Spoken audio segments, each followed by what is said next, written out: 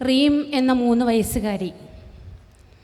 അവൾ ഉമ്മയോട് ഇങ്ങനെ ഇടയ്ക്കിടയ്ക്ക് ചോദിക്കുന്നുണ്ട്, ഉമ്മ എനിക്ക് കുറച്ച് നല്ല ഫ്രൂട്ട്സ് വാങ്ങിത്തരുമോ? അതുപോലെ തന്നെ ചില ദിവസങ്ങൾ അവൾ പറയുന്നുണ്ട്, എനിക്ക് കുറച്ച് മിഠായികൾ, ചോക്ലേറ്റുകൾ വാങ്ങിത്തരുമോ? പക്ഷേ ഫലസ്തീനിലെ ഗാസ എന്ന പ്രദേശത്ത് താമസിക്കുന്ന ആ ഉമ്മ നിസ്സഹായയാണ്. തൻ്റെ കുഞ്ഞിൻ്റെ ഓരോ ഇഷ്ടത്തിനോടും കണ്ണുനീർ കൊണ്ട് മറുപടി കൊടുക്കാൻ മാത്രമേ അവൾക്ക് കഴിഞ്ഞിട്ടുണ്ടായിരുന്നുള്ളൂ. ഒരു ദിവസം ഉമ്മ പറഞ്ഞു, കുറച്ച് കഴിഞ്ഞിട്ട് ഉറങ്ങാം മക്കളെ. അപ്പോൾ അവൾ പറഞ്ഞു, ഇല്ല ഉമ്മ, ഇന്ന് ഞാൻ പെട്ടെന്ന് ഉറങ്ങട്ടെ, എനിക്ക് ഉറക്കം വരുന്നു, ഞാൻ വേഗം ഉറങ്ങാണ്. അവളും താരിഖ് എന്ന പേരുള്ള അവളുടെ കുഞ്ഞു ജ്യേഷ്ഠനും ഒരുമിച്ച് ഉറങ്ങാൻ കിടന്നു. ഉറക്കത്തിലെപ്പോഴോ അവളുടെ ഉമ്മയുടെ ശരീരത്തിന് മേലേക്ക് കനത്ത ഭാരം വന്ന് വീഴുകയാണ്. സഹിക്കാൻ പറ്റാത്ത ആ ഭാരത്തിനിടയിലും ആ പൊന്നുമ്മ, മോളെ റീം, നിനക്കെന്തെങ്കിലും പറ്റിയിട്ടുണ്ടോ? നിനക്ക് കുഴപ്പമൊന്നുമില്ലല്ലോ, നീ ഓക്കെ അല്ലേ എന്ന് ചോദിക്കുന്നുണ്ടായിരുന്നു. പിന്നീട് ആ ഉമ്മക്ക് ബോധം വന്നപ്പോൾ വെള്ളത്തുണിയിൽ പൊതിഞ്ഞിട്ട് ഈ കുഞ്ഞു മാലാഖയെ തൻ്റെ കൈകളിലേക്ക് ഏൽപ്പിക്കുന്ന ഒരു രംഗമാണ് ആ ഉമ്മ കണ്ടിട്ടുള്ളത്. തൻ്റെ കുഞ്ഞിനോട് കാതുകളിൽ ആ ഉമ്മ മന്ത്രിക്കുന്നുണ്ടായിരുന്നു, പട്ടിണിയും പേടിയുമില്ലാത്ത സ്വർഗത്തിൽ മോളെ നമുക്ക് വീണ്ടും ഒരുമിച്ച് കാണാമെന്ന്. അവളെ ഏറെ മേൽ താലോലിക്കുന്ന അവളുടെ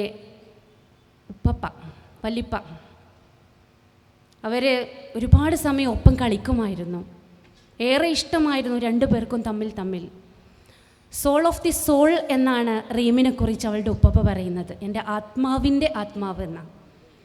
നമുക്ക് കണ്ടിട്ടുണ്ടായിരുന്നു മരിച്ചുപോയ ഈ റീം എന്ന പെൺകുഞ്ഞിനെ നെഞ്ചോട് ചേർത്ത് വീണ്ടും വീണ്ടും വീണ്ടും തുരുതുരാ ഉമ്മ വെച്ച് അവസാനം റീമിൻ്റെ കണ്ണുകളിങ്ങനെ തുറന്ന് പിടിച്ചിട്ട് ആ വല്ലിപ്പ അവളുടെ കണ്ണുകളിലേക്ക് തന്നെ നോക്കുന്നുണ്ടെന്ന വിധം അവളുടെ കണ്ണിലേക്ക് നോക്കി തന്നെ നോക്കിപ്പിച്ച് ആ ജീവസുറ്റ കണ്ണുകളിലേക്ക് അവസാനമായിട്ട് യാത്രയുടെ ഉമ്മ കൊടുത്തിട്ട് പറഞ്ഞയക്കാണ്. പ്രിയപ്പെട്ടവരെ, ഇതൊരു പെൺകുട്ടിയാണ്. ഇത്തരത്തിൽ ഒരുപാട് പെൺകുട്ടികളും സ്ത്രീകളും യുദ്ധക്കളങ്ങളിൽ മരിച്ചു വീണ് പോയിക്കൊണ്ടിരിക്കുകയാണ്. എത്രയോ പേരിങ്ങനെ കൊല്ലപ്പെടുകയാണ്. എന്താ ലോകം തിന്മയ്ക്കെതിരെ ശബ്ദിക്കുവാൻ മറക്കുന്നുണ്ടോ എന്ന് ഇടയ്ക്കിടയ്ക്ക് നമുക്ക് ഓരോരുത്തർക്കും തോന്നിപ്പോവുകയാണ്. ആരും നിർഭയരല്ല. എല്ലാവരും മനുഷ്യൻ്റെ ജീവിതത്തിലെ പ്രധാനമായിട്ട് വേണ്ട ഈ നിർഭയത്വം, അമ്ന് എന്ന് പറയുന്ന ഒരവസ്ഥയെ ഉൾക്കൊള്ളാനും അതിൽ തന്നെ നിൽക്കാനും ആർക്കും പറ്റുന്നില്ല. എല്ലാ മനുഷ്യന്മാരും, നമ്മൾ ഓരോരുത്തരും പേടിച്ചു കൊണ്ടാണ് നിൽക്കുന്നത്, ഭയപ്പാടോട് കൂടിയിട്ടാണ് നിൽക്കുന്നത്. എന്തിനാണ് ഈ യുദ്ധം?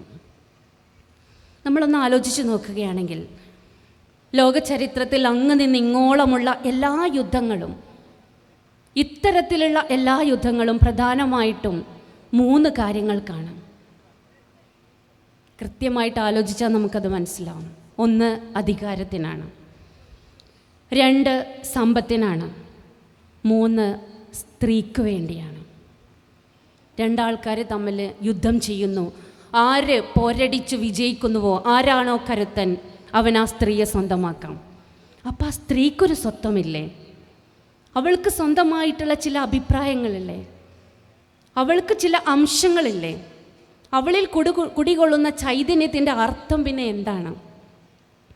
ഇത്തരത്തിലാണ് സ്ത്രീയെ കാലം കണ്ടുകൊണ്ടിരിക്കുന്നത്. അപ്പോൾ ആരാണ് സ്ത്രീ? എങ്ങനെയാണ് അവളെ സമൂഹം കാണുന്നത്? യഥാർത്ഥത്തിൽ അവൾ എന്താണ്? സ്ത്രീപക്ഷ വായനയിലൂടെ നമ്മൾ ഈ യുദ്ധത്തെക്കുറിച്ച് ഇങ്ങനെ നോക്കുന്ന സമയത്ത് ഒരു സ്ത്രീ എന്ന് പറയുമ്പോൾ അവൾ തന്നെയാണ് കുടുംബം. അതിൽ മറ്റ് തർക്കങ്ങളില്ല. അവളാണ് കുടുംബം. അവൾക്കേ ഗർഭം ധരിക്കാൻ കഴിയുള്ളൂ, അവൾക്കേ പ്രസവിക്കാൻ കഴിയുന്നുള്ളൂ, അവൾക്കേ കുഞ്ഞിന് മുലയൂട്ടാൻ കഴിയുന്നുള്ളൂ, അവൾക്കേ കുടുംബത്തെ അതിൻ്റേതായ രീതിയിൽ മുന്നോട്ട് കൊണ്ടുപോകാൻ കഴിയുന്നുള്ളൂ. പക്ഷേ ഇതെല്ലാം സാധ്യമാകണമെന്നുണ്ടെങ്കിൽ അവൾ ആഗ്രഹിക്കുന്ന ചില കാര്യങ്ങളുണ്ട്, അവൾ ആഗ്രഹിക്കുന്ന ചില അവസ്ഥകളുണ്ട്. അവൾക്ക് അവളുടെ ഇത്തരത്തിലുള്ള എല്ലാ മാനുഷിക മൂല്യങ്ങളോടും കൂടി കുടുംബത്തെ മുന്നോട്ട് കൊണ്ടുപോകണം എന്നുണ്ടെങ്കിൽ അവൾ ആഗ്രഹിക്കുന്ന ഒന്ന് എന്താണെന്നറിയോ? അവളുടെ ഇടത്തിൽ, അവൾ താമസിക്കുന്ന ഇടത്തിൽ അവളുടെ ചുറ്റുവട്ടത്ത്, അവളുടെ കുടുംബത്തിൽ, അവളുടെ ജീവിത സാഹചര്യത്തിൽ, അവൾ ഉൾക്കൊള്ളുന്ന ആ രാജ്യത്ത്, ലോകത്ത് സമാധാനം വേണം. നമ്മൾ ഓരോരുത്തരും നമ്മുടെ കുടുംബജീവിതത്തിൽ ആഗ്രഹിച്ചു കൊണ്ടിരിക്കുന്നത് അതാണ്. സമാധാനമുണ്ടെങ്കിൽ ഒരു സ്ത്രീക്ക് അവളുടെ കർത്തവ്യങ്ങൾ കൃത്യമായിട്ട് നിർവഹിക്കാൻ പറ്റുള്ളൂ. എല്ലായ്പ്പോഴും പ്രശ്നകലുഷിതമായ ഇടങ്ങളിൽ നിന്ന് മാറി നിൽക്കാനാണ് ഒരു സ്ത്രീ ആഗ്രഹിക്കുക. അവൾക്ക് കുടുംബമുണ്ട്, കുടുംബം അത് അവളുടേതാണ്. ആ കുടുംബ പശ്ചാത്തലം ഏറ്റവും നന്നായി നിലനിൽക്കണം എന്ന് അവൾ ആഗ്രഹിക്കുന്നുണ്ട്. പക്ഷേ പരിസരം ശാന്തമായിരുന്നാൽ മാത്രമേ അത് നന്നാവുള്ളൂ. അതുകൊണ്ട് തന്നെ സ്ത്രീ എപ്പോഴും സുരക്ഷിതത്വവും സമാധാനവും ശാന്തിയും ഒക്കെ ആഗ്രഹിക്കുന്നവളാണ്. ഇത് നേരിട്ടവളിങ്ങനെ ആഗ്രഹിച്ചുകൊണ്ടിരിക്കുന്ന ഒരവസ്ഥയിൽ നോക്കൂ നിങ്ങൾ, ലോക സാഹചര്യത്തിൽ ശക്തന് ദുർബലൻ്റെ മേൽ എന്തും ചെയ്യാമെന്നുള്ളൊരവസ്ഥയിലാണ് കാര്യങ്ങൾ മുന്നോട്ട് പോയിക്കൊണ്ടിരിക്കുന്നത്.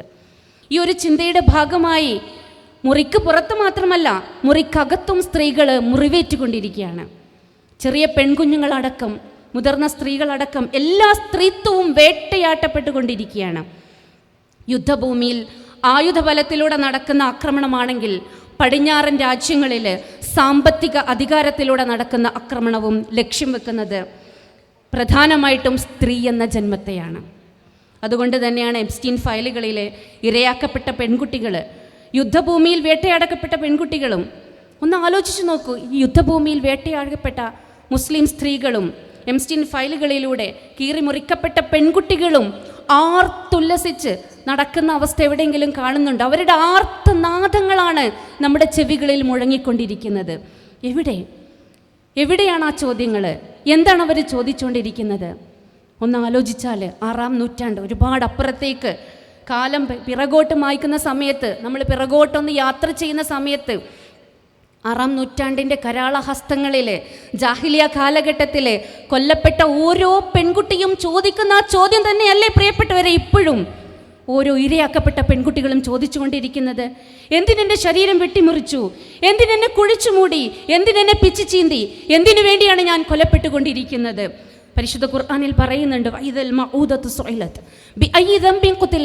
ഞാൻ എന്തിനു വേണ്ടിയാണ് കുഴിച്ചു മൂടപ്പെട്ടത്, ഏതൊരു പാപത്തിൻ്റെ പേരിലാണ് താൻ വധിക്കപ്പെട്ടത് എന്ന് ഓരോ പെൺകുട്ടിയും അന്നു മുതൽ ഇന്നുവരെ നിരന്തരമായി ചോദിച്ചു കൊണ്ടിരിക്കുകയാണെങ്കിൽ എവിടെയാ വികസനം വന്നത്? എവിടെയാ മനുഷ്യബുദ്ധിക്ക് മാറ്റം വന്നത്? എവിടെയാ മാറ്റങ്ങൾ വന്നത്? ഒരു മാറ്റം വന്നിട്ടില്ല. അന്നും ഇന്നും സ്ത്രീ മനുഷ്യജീവിയാണോ അതോ മനുഷ്യേതര ജീവിയാണോ എന്നുള്ള ഉയർന്ന പണ്ഡിതന്മാരുടെ ചർച്ചകളിൽ ഇതേപോലെ തന്നെ തുടരുകയാണ് പ്രിയപ്പെട്ടവരെ. നൂറ്റാണ്ടുകൾക്ക് ഇപ്പുറവും ഉത്തരം കിട്ടാത്തൊരവസ്ഥയിൽ സ്ത്രീകൾ വേട്ടയാടപ്പെട്ടുകൊണ്ടിരിക്കുക. ശത്രുക്കൾക്ക് സ്ത്രീത്വത്തെ അവർക്കൊരു യുദ്ധ ആയുധമായിട്ടാണ് അവർ ഉപയോഗിച്ചുകൊണ്ടിരിക്കുന്നത്. അവർക്ക് നേരെ ശാരീരികമായ ആക്രമണങ്ങൾ നടക്കുന്നു.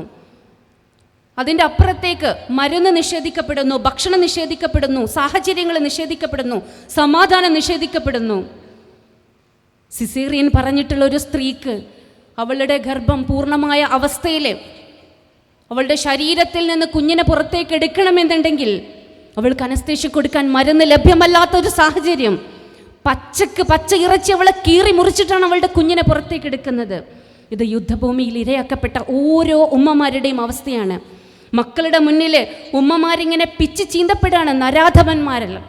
അതുപോലെ തന്നെ മക്കള് പ്രിയപ്പെട്ട തങ്ങളുടെ പൊന്നുമ്മമാരുടെ മുന്നിൽ തങ്ങളുടെ പ്രിയപ്പെട്ട പിഞ്ചു മക്കളിങ്ങനെ പിച്ച് ചീന്തപ്പെടുന്നത് കണ്ടു നിൽക്കാനല്ലാതെ മറ്റൊന്നും ചെയ്യാൻ അവർക്ക് സാധിക്കുന്നില്ല.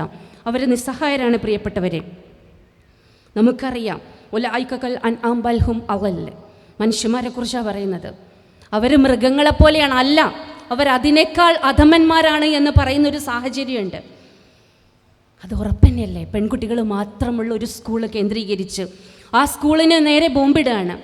ആ സ്കൂളിലുള്ള 160+ പെൺകുട്ടികൾ ഒരുമിച്ച് കൊലപ്പെടുകയാണ്. എന്തിനെ നശിപ്പിച്ചത്? വരാനിരിക്കുന്ന പുതിയ തലമുറയുടെ അസ്തിത്വത്തെയും വ്യക്തിത്വത്തെയാണ്, തലമുറയെയാണ് നശിപ്പിച്ചത്. ഒരു സ്ത്രീ നന്നായാൽ ആ കുടുംബം നന്നായി, ആ ജീവിതം നന്നായി, ആ തലമുറ നന്നായി. അവളുടെ അസ്തിത്വവും വ്യക്തിത്വവും ഒരുമിച്ച് ഒരേ സമയം ഒറ്റയടിക്ക് കൊലപ്പെടുത്തിക്കൊണ്ടിരിക്കുകയാണ്, കൂട്ടമായിട്ട്.